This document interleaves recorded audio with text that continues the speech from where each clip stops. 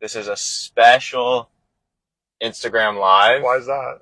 It was Elijah's birthday yesterday. Shh, don't tell them all. Okay, Getting sorry. so old. Sorry, look at the gray hair. So, Yeah, happy coming birthday. We're actually Thank going to dinner to celebrate. That's right. And it's been, 4.5 years working together, and it's been a pleasure, and it's crazy to see the growth that you've had, and not just in the beard, but in your career, in your life. We were just talking about like how you're living in Santa Monica now and the change and also like the growth at work, and it's been tremendous working with you. So thank you and happy birthday. Thank you. It definitely has been tremendous, and so happy to be where we are, which is on PCH in traffic. Stuck in traffic. And yeah, here's to 35. So let's get on to the meat and potatoes. Today we're going to be talking about what we do once a building is stabilized. So as you probably know, we buy distressed real estate, and then we fix it up, we stabilize it, we re-tenant it, and once we have market rate rents coming in, what do we do next? Exactly. So the process takes around, we've talked about this a lot of times, it could take around 18 months, and we're usually taking out bridge loans. So a little higher interest, floating rate debt, which if you're looking at the debt markets today, like interest rates keep going up and up and up. We had loans at 4.5% that are now getting priced at 6.5%. So getting stabilized, the word itself means stable, right? It's at that point you say, hey, we can sell. We've added value to the property. We bought it for $2 million. Maybe now it's worth $3.5 million. We can sell and make a profit, or what we can do is refinance the property, get into a permanent loan, which is 30-year term. It's fixed for 3 years, 5 years, 7 years. There's all these different times that that reflect different rates, and depends on the lender. So can you refi and then cash flow from there? And what we've started to do a lot of, which is why we want to talk about it, is refinance our properties, return capital to our investors, and then start distributions. That's right. So when we're able to, and generally with the smaller properties, you're not able to get advantageous financing. Usually the loans are pretty small relative to the property value on smaller buildings that are 3-4 units. So those, we usually end up selling those as opposed to holding, which is why we sold Pleasant View and Spalding. Exactly. But with the larger properties, we're usually able to refinance, put on larger loans. And what that does is you put on, let's say, a $5 million loan, you have a $4 million loan in place, so you're able to pull out $1 million. That $1 million is tax-free because it's debt. And we go and we take that $1 million, we give it back to the investors, and then we collect money from the rents, and we make quarterly distributions to the investors.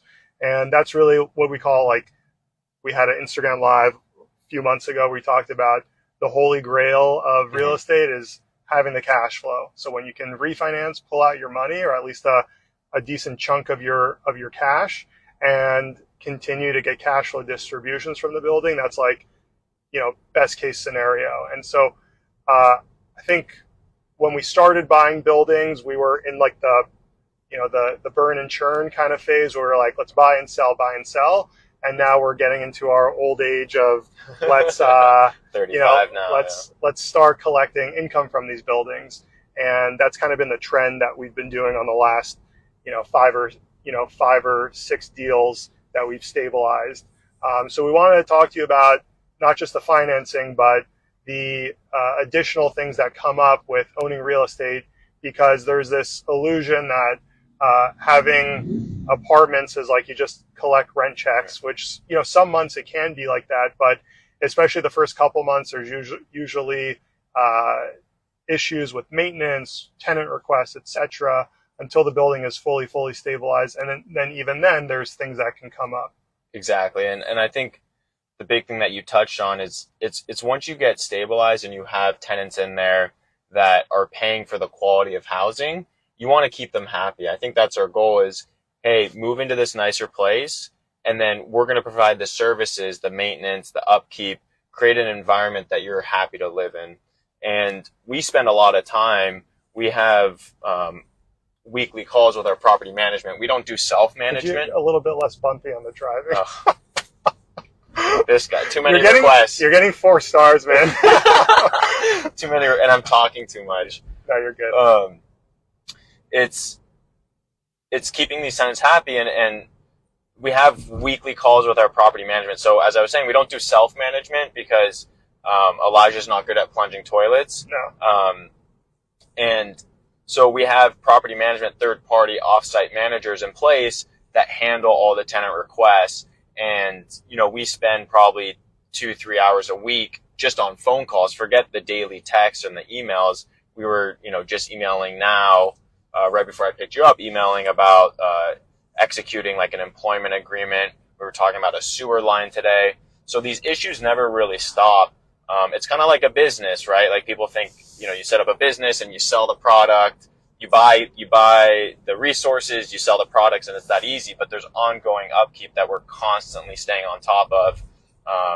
We had one building where the toilets were backing up, mm-hmm. and we kept snaking them, kept clearing it out, and it turned out that we needed to spend about $3,000 on the sewer line. So the maintenance stuff is huge because we want to keep these properties operating properly. We don't want issues to compile, and we want to keep the tenants happy.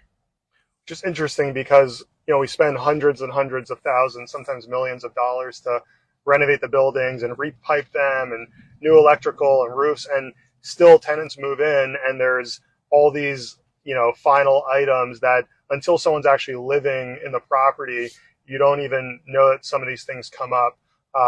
But that's usually within the first month or so of tenants moving in, those items come up, and we've kind of just come to accept that and expect that for new tenant move-ins. So we talked about financing. We talked about, maintenance, with management. There's also overseeing the profit and loss statements every month because you don't want to just let the buildings run. You always got to be checking to see what expenses have been paid. Are the expenses in line with the market? Is the plumber overcharging relative to the market? And just making sure that things are being done not just effectively, but also efficiently. And you always got to make sure that, we review our monthly profit and loss statements every month and check our balances probably twice a week in the bank accounts to make sure that you got to keep an eye on everything because that's the way of the world. If you don't watch and oversee, then things get, one thing at a time, things get out of control. Exactly. And then I think, on top of that, it's as you're watching all these things, the market's changing, things are changing, you have to assess where's debt at. And, after you've owned it and been cash flowing, where's the refinance market at? Where's the sale market at? And then on top of that, it's where's the leasing market at? Mm-hmm. We rented out a building in Pico Union that we recently sold. And we had refinanced it, we were cash flowing, and then we had a couple of vacancies come up. Well, when we originally leased it, it was peak COVID, peak pandemic. And so when these vacancies came up, we were like, well, there goes our cash flow. But then we said, wait, we're actually going to get $100 more a month. And so the rents had gone up since we had leased it the first time around. But it's a matter of understanding when vacancies are coming, where's the leasing market at, what do you have to do to the unit for the new market or for the new tenant? Is it just painting? Do you have to replace faucets? Do you have to replace cabinets? Do you have to replace the appliances? So it's really staying on top of that stuff as well, because the market's constantly changing. And there's going to be vacancies that come up. We don't have, when tenants move in today, look, we hope they stay 30 years, but the truth is especially with the younger generation, we're very transient. Oh, yeah. We're moving a lot. And so you have to anticipate maybe every 2-3 years, every 5 years, the unit's going to become vacant. That's right. Vacancies come up, got to fill those units. And the other thing that we're doing now is we're building additional units on our property. So even after they've been stabilized and cash flowing, and we're doing everything that we're doing in addition to that, trying to build more units where we can in storage, storage rooms, laundry rooms, garages. We're trying to add value, increase the income streams by adding more units and more income to the property. So I think that's everything. There's definitely more. There's definitely more. It doesn't end. Okay. But if anyone wants to reach out, have any questions for us, feel free to reach out at the Goldfinger Group, at Yahoo, Maxx at thegoldfingergroup.com. One other thing, just to give us a little plug, we still have exchange money that we're looking to spend on new purchases. So if anyone has a deal that they want to share with us or is interested in investing, please feel free to reach out. And thanks for watching. That's it. Adios.